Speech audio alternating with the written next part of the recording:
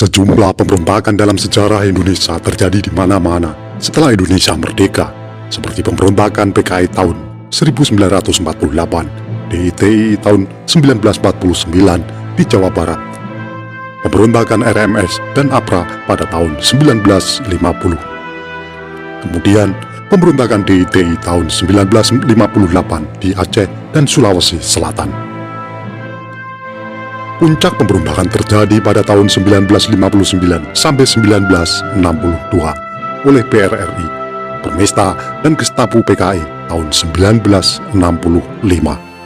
Berikut penjelasan sejumlah pemberontakan dalam sejarah Indonesia setelah kemerdekaan. Sebelum melanjutkan nonton video ini, bagi yang suka dengan video-video kami, tolong bantu subscribe, like, komen, dan share. Bagi yang tidak suka, abaikan saja. 1. Pemberontakan PKI tahun 1948. Selama Amir Syarifuddin menjadi Menteri Pertahanan Menhan mulai 13 Oktober 1945 hingga Desember 1947, ia telah menyusun TNI dengan menguasai kelas Karan sebanyak 1/4 dari tiap divisi, Pepolit, dan Biro Perjuangan untuk mendukung perjanjian Linggarjati dan Renville. Dengan adanya rasionalisasi pada Januari 1948, kekuatan kiri menjadi hilang sepertiganya dan Amir Syarifuddin menjadi anti perundingan yang telah dirintis olehnya. Pada saat TNI sibuk menghadapi Belanda, Amir Syarifuddin bergabung dengan Mushov yang baru diangkat menjadi ketua PKI dan memproklamirkan Republik Soviet Indonesia pada 18 September 1948 di Madiun dengan didukung Brigade 29. Akibatnya, untuk pertama kalinya Divisi 1 Siliwangi diserang oleh Brigade 29 di Solo, dan Panglima Divisi 4 Solo memerintahkan Divisi 1 Siliwangi agar keluar dari Solo. Bersamaan dengan kejadian itu, Letkol Marhadi dari Staf Pertahanan Jawa Timur dibunuh pemberontak. Maijen Joko Suyono, seorang perwira Pepolit dan TNI bagian masyarakat, memimpin komando militer pemberontakan PKI yang berasal dari Pesindo. Akhirnya, pemerintah menyatakan gerakan PKI adalah suatu pemberontakan dan Divisi 1 Siliwangi ditugaskan untuk melumpas bersama Divisi Sungkono dari Jawa Timur. 2. Pemberontakan DITI di Jawa Barat. Kartosuryo adalah proklamator DITI Darul Islam, Tentara Islam Indonesia, pada tahun 1949. Kartosuryo merupakan Menhan yang disusupkan ke aksi gerilya ketika Divisi Siliwangi hijrah ke Yogyakarta akibat hasil perjanjian Renville 17 Januari 1948. Posisi ini dimanfaatkan Kartosuryo untuk tetap melawan pemerintahan RI hingga tahun 1962 bersama turunnya PRRI Permesta. Pemberontakan DITI berakhir setelah Kartosuryo tertangkap dan dihukum mati. Dia ditangkap pada 4 Juni 1962 dan dihukum mati pada 16 Agustus 1962. 3. Pemberontakan DITI di Aceh. Setelah Kartosuryo tertangkap dan dihukum mati, tak serta-merta memadamkan pengikutnya dan simpatisannya. Pemberontakan DITI di Aceh dipimpin Gubernur Militer Kolonel Daud Beureu. Setelah penyerahan kedaulatan RI pada 1950, Sumatera dibagi menjadi 3 provinsi, yakni Sumatera Utara, Sumatera Tengah, dan Sumatera Selatan. Sedangkan daerah militer Aceh dimasukkan dalam Provinsi Sumatera Utara sebagai karisidenan.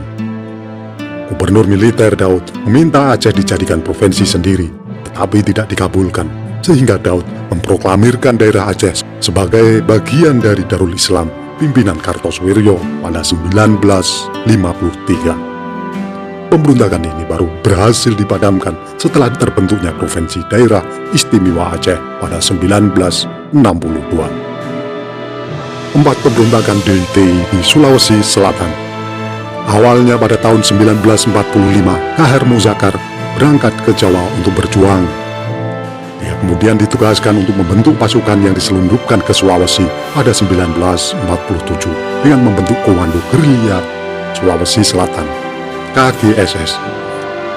Pada akhir Juni 1951, KGSS diubah menjadi Brigade 16 setelah penyerahan kedaulatan Makassar pada Januari 1950. Letkol Kahar Muzakar ditarik ke Mabes TNI AD. Kasat kemudian menunjuk Letkol Ayemuko Ginta sebagai koordinator TNI di Indonesia Timur dan bukannya mengangkat Kahar Muzakar. Hal ini lantas membuat Kahar Muzakar kecewa. Pemerintahan negara Indonesia Timur bersama bekas Kenil menolak pimpinan Letkol Ayemuko Ginta dan terjadilah pemberontakan yang dipimpin oleh Kapten Andi Aziz, bekas Kenil. Hal lain yang melatar pemberontakan Kahar Muzakar adalah ditolaknya permintaan KGSS agar diterima secara penuh dalam satu brigade. Kolonel Kawilarang hanya bersedia menerima bekas prajurit KGSS yang bergabung Brigade 16 sebagai perorangan dan yang diterima hanya 200 orang. Kahar Muzakar merasa dilecehkan. Ia melakukan pemberontakan dan mendeklarasikan bergabung dengan DITI Kartosuwiryo pada 15 September 1952. Dia tertembak oleh prajurit Siliwangi di Luwu pada 3 Februari 1965. 5 pemberontakan DITI di Kalimantan Selatan. Ibnu Hajar yang bernama asli Haderi adalah seorang pejuang yang aktif melawan Belanda dan memimpin satuan gerilya di daerah Kandangan. Kemudian bergabung dalam Alri Divisi 4 dengan pangkat Letnan II. Karena rasionalisasi yang tidak memuaskan pada 1948, Ibnu Hajar melakukan pembelotan pada awal 1950 dan kemudian bergabung dengan Darul Islam serta melakukan perlawanan hingga Juli 1963. Ibnu Hajar menyerah dan ditangkap pada September 1963. Ia kemudian dijatuhi hukuman mati pada Maret 1965. 6 pemberontakan Republik Maluku Selatan (RMS). Gerakan RMS ini diproklamasikan pada 25 April 1950 dan DR Soumukil mengklaim sebagai presidennya. Tujuan utama gerakan RMS adalah mendirikan negara merdeka dengan pemerintahan sendiri yang berdaulat. Pembangkangan RMS ditumpas oleh tentara RI dan pemimpin pemberontakan Soumukil ditangkap di Seram pada 2 Desember 1962.